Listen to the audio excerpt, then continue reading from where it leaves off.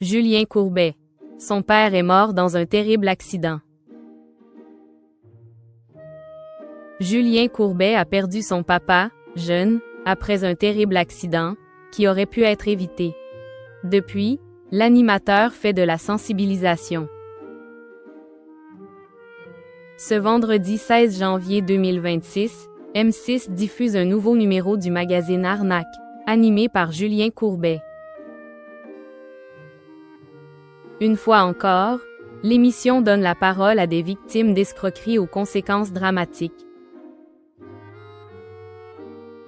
Emmanuel, cuisinier, a perdu 55 000 € dans un faux livret d'épargne proposé par une banque allemande fantôme. Maëlys s'est fait soutirer 7 500 € simplement en liquant des publications sur les réseaux sociaux. Marie-Noël, elle, a perdu 1 600 € après avoir cliqué sur un lien envoyé par de faux conseillers bancaires. Même Patrick Bruel est utilisé par des brouteurs. Une femme, persuadée d'entretenir une relation avec le chanteur, s'est fait voler 6 000 €.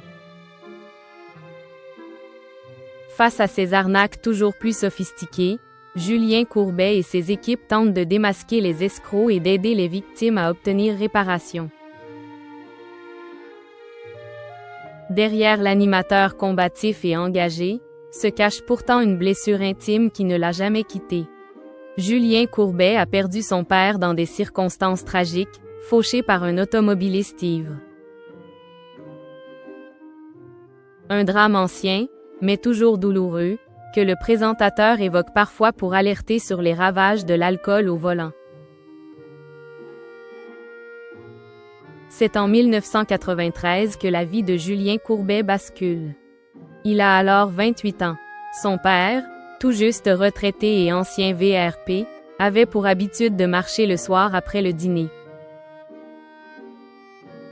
Mon père marchait sur un trottoir et a été fauché par un type en voiture qui avait bu trop de bière et a pris la fuite ensuite, racontait-il dans TV Grande Chaîne.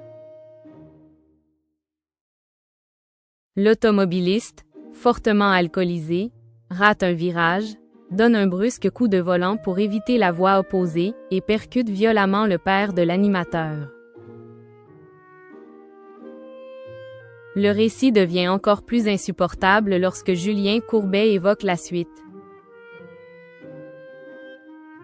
Là où l'histoire devient terrible, c'est que le conducteur se sauve et le laisse là, confiait-il sur RTL. On suppose que mon père a volé sur le capot, que la tête a tapé le pare-brise. Mais est-ce qu'on aurait pu le sauver? Je dois vivre avec ça. Une question sans réponse qui hante encore l'animateur. Le chauffeur, conscient de son état, cache sa voiture et se rend au commissariat pour déclarer un faux vol. Mais son comportement nerveux alerte les policiers. Lors d'une perquisition au petit matin, les clés sont retrouvées sous son matelas. Il finit par avouer. Malgré la gravité des faits, la sanction judiciaire laissera un goût amer à la famille. Le gars n'a été condamné qu'à 3 mois de prison avec sursis, déplorait Julien Courbet. Il n'a pas fait un seul jour de prison.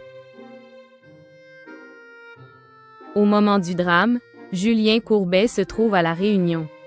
Prévenu avec difficulté, il apprend la mort de son père à distance, sans avoir pu lui dire adieu. Une blessure d'autant plus profonde que son père n'aura jamais l'occasion de le voir réellement s'épanouir à la télévision, alors que sa carrière débute à peine. C'était le premier drame de ma vie, résumait-il simplement.